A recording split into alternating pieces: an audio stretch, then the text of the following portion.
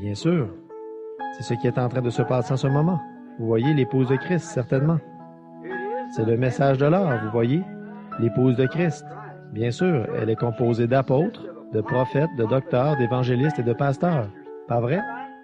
C'est l'épouse de Christ, bien sûr. Elle a un ministère, un grand ministère. Le ministère de l'heure, il sera tellement humble. Maintenant, souvenez-vous combien était ici au début dimanche passé, voyez. Vous vous souvenez sur quoi j'ai prêché? L'humilité. Oh, n'oubliez pas ça. Je vais m'arrêter un instant pour vous prévenir encore. Rappelez-vous, quand Dieu prédit qu'un grand événement va arriver, les gens regardent tellement loin par leur sagesse qu'ils ne voient pas ce qui arrive. Quand Dieu dit que quelque chose est grand, le monde s'en moque. Cette bande d'ignorants. C'est vrai. Mais quand la grande société et la grande Église établie dit « Oh, ça, c'est glorieux », Dieu dit « une bande d'ignorants ». Alors, vous voyez, il faut faire attention. Je ne veux peut-être pas dire que c'est de cette manière-là, exactement de cette manière-là, mais c'est comme ça. Regardez, ici, il y avait une grande et sainte Église orthodoxe. Nous connaissons la parole, nous avons des écoles, nous avons des séminaires, nos hommes, ils sont tellement cultivés. Voyons donc, ça fait des centaines d'années que nous sommes fidèles à Jéhovah. Nous sommes l'Église, nous sommes le Sanhédrin. Nous avons le conseil des églises ici, les pharisiens, les sadducéens et toutes les dénominations. On se rassemble comme ce qui est en train d'arriver. Voyez, nous sommes tous un, le conseil de l'Église. Nous sommes les grosses légumes ici. Nous connaissons ce passage de l'Écriture, cette espèce d'ignorant là-bas au bord du fleuve avec le visage couvert de barbe et un morceau de peau de mouton.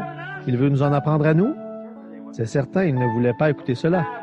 Mais la Bible a dit dans Malachie au 3e chapitre, « J'enverrai mon messager devant ma face pour préparer le chemin pour moi. » 712 ans avant, Jean, le grand prophète Ésaïe, s'était tenu là et il avait dit, « Il y aura une voix qui criera dans le désert, préparez le chemin pour l'Éternel et aplanissez son sentier. » C'est vrai. Et il a dit, beaucoup d'entre eux, il a dit, « Tous les lieux élevés seront abaissés. » Ils ont dit, il y aura quand cet homme viendra, il déplacera les montagnes en les montrant du doigt. Et tous les lieux bas, les fossés seront relevés. Et puis tous les lieux raboteux seront aplanis. Frères, nous allons planter du maïs dans tous les champs des environs et nous allons faire des choses formidables quand cet homme-là arrivera. Voyez, il s'attendait à ce que Dieu tourne la manivelle pour faire descendre la passerelle et qu'il dise « Allez, descends, grand précurseur de mon Messie ». Et ensuite, dès qu'il serait parti, il la remonterait, ce serait la fin de son ministère. Il tournerait la manivelle pour la faire redescendre et il l'installerait ici, juste à côté du séminaire, et il dirait « Très bien, mon fils bien-aimé, descends leur dire. » Voyez? Oh là là! Regardez quand il est venu. Que s'est-il donc passé? Celui qui est arrivé, c'est un homme qui ne connaissait aucune de leurs écoles. Il n'avait même pas de carte de membre. Il n'avait aucune référence. Non. Personne n'a jamais eu connaissance qu'il aille à l'école un seul jour de sa vie. On ne pouvait même pas savoir sa façon de parler. Il n'employait même pas de termes d'ecclésiastique. Il parlait de serpents, de cognés et du désert et de choses semblables, vous voyez, d'arbres. Il n'employait pas les termes du corps ecclésiastique de ce jour-là, ni de ce jour-ci, ni de n'importe quel jour. Il est venu sassafras, comme on dit ici en Indiana. Il est sorti des buissons quelque part, il n'était même pas rasé, il avait les cheveux hérissés sur la tête. Je n'ai pas l'impression qu'il avait pris un bain, une fois tous les 2 ou 3 mois, exact. Il ne portait jamais de pyjama la nuit. Il ne conduisait jamais d'automobile, il ne se brossait jamais les dents. Oh là là! Quel personnage que celui-là! Certainement pas. Le voilà qui est arrivé en marchant d'un pas décidé dans le désert comme ça, et il a dit « Je suis la voix de celui qui crie dans le désert. Préparez le chemin pour l'Éternel et aplanissez son sentier. » Certains des docteurs, ils étaient là et ils disaient « Dis donc, toi, on ne peut pas collaborer avec toi pour cette campagne. Écoute, on ne peut pas faire ça. Eh bien, où est ta carte? Où sont tes papiers? » Il ne s'est pas occupé d'eux. Il avait un message, alors il a continué à l'apporter, vous voyez, à prêcher comme si de rien n'était. Ils ont dit « Hé, attendez! Eh bien, si nous y allons, nous amènerons l'évêque là-bas aujourd'hui et on va voir ce qu'il en dira.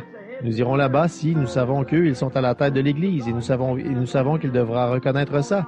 S'il est de Dieu, il reconnaîtra nos évêques. » Ils les ont tous placés là, un à côté de l'autre, et ils se sont tenus là, les dignitaires. Il a dit « Vous, race de vipères, vous, serpents dans l'herbe. » L'école tournée vers l'arrière, les saints-pères et ainsi de suite. Qui vous a appris à fuir la colère à venir? Vous savez que votre heure est proche. Ne pensez pas que vous dites, eh bien, nous sommes membres de ceci, de cela. Je vous le dis, le Dieu que je sers de Saint-Pierre, il peut susciter des enfants à Abraham. Oh là là! Là, il va leur servir l'inverse du discours ecclésiastique. Moi, je vous déclare que la cognée est mise à la racine de l'arbre. Tout arbre, donc, qui ne produit pas de bons fruits sera coupé et jeté au feu. Oh, moi, je vous baptiserai d'eau pour vous amener à la repentance, mais il vient après moi. La lune se changera en sang, et oh là là, il nettoiera entièrement ses airs, et il prendra la paille et il la brûlera dans un feu qui ne s'éteint pas. Il emportera le blé au grenier, il séparera la mauvaise herbe d'avec le blé. Oh là là, quel message! Ils ont dit ce gars-là? Qu'est-ce qu'il a dit? Que c'était l'heure de quoi? Oh, quelle ignorance! L'homme, nous l'avons, c'est frère Jones. C'est lui qui va faire ça. C'est quelqu'un de cet âge-ci. L'évêque un tel va le faire, le Saint-Père un tel. Oh là là, voyez? Dieu dans la simplicité, vous voyez, œuvrant dans la simplicité. Et puis, tout à coup, il était là un jour et il a dit, oui, il est au milieu de vous. Il était tellement sûr qu'il était ce précurseur, il savait qui il était. C'est pour ça qu'il pouvait les secouer comme il l'a fait. Il disait, maintenant, ne tremblez pas, mais continuez simplement votre chemin. Vous, les soldats, obéissez à vos maîtres. Et si vous avez fait quelque chose de mal, prenez... Que devons-nous faire? Devons-nous cesser de faire ceci? Devrions-nous arrêter de faire ceci? Il a dit, continuez simplement comme vous faites. Continuez comme ça, allez-y. Si vous cultivez des pommes de terre, cultivez-les, voyez.